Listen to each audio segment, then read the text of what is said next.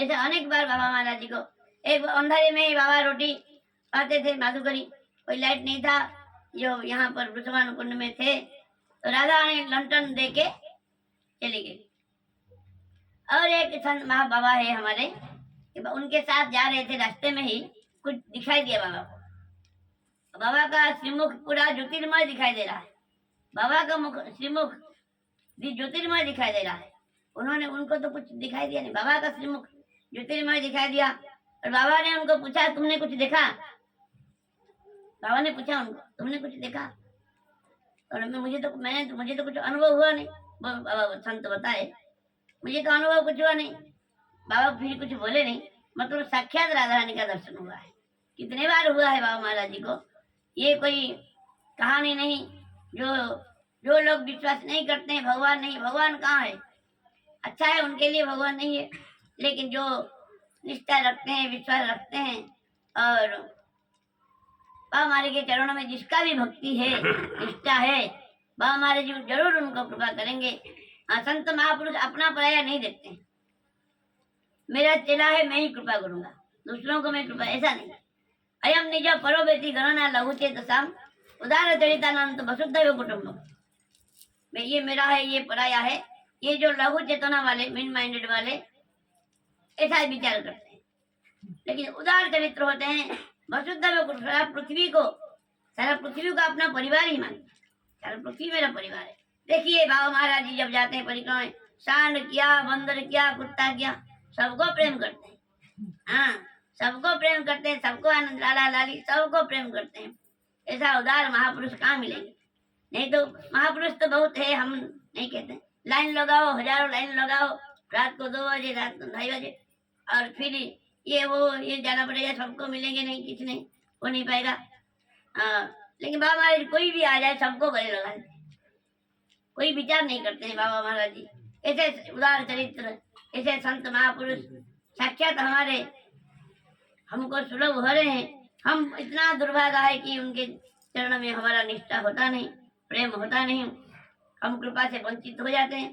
संत तो कृपालु होते हैं, सबको कृपा करते हैं, लेकिन हम इतना दुर्भाग्य है कि हम कृपा से वंचित हो जाते हैं। कृपा अनेक प्रकार के होते हैं। बाबा महाराज जी कह रहे थे एक बार दर्शन से ही कृपा होता है। एक साधारण कृपा होता है दर्शन से।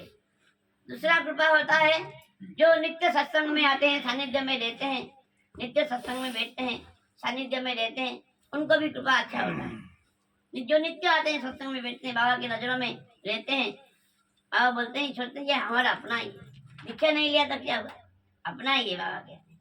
और जो सेवा में जो रहते हैं उनका महिमा तो कौन वर्णन करेगा। जो बाबा महाराज जी के यहाँ सेवा में रहते हैं, तो उनका तो महिमा कहा नहीं पा जाएगा, कहा नहीं जा सकता। जो भी हो, ऐसे संत महापुरुष इस घोर कलिकाल में हमको सुलभ हो रहे हैं। और बाबा महाराज जी के बारे में कहने का हमारा कोई योग्यता अधिकार नहीं है।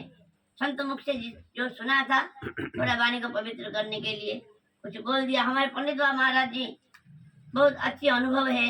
बाबा महाराज जी का सानिध्य में रहते हैं बहुत सालों से, 15-20 साल से सानिध्य में रहते हैं। और निताई बाबा महाराज हमारे 45 साल से बाबा के सानिध्य में है, सब कुछ जानते हैं। निताई बाबा सब जानते हैं बाबा के बारे में।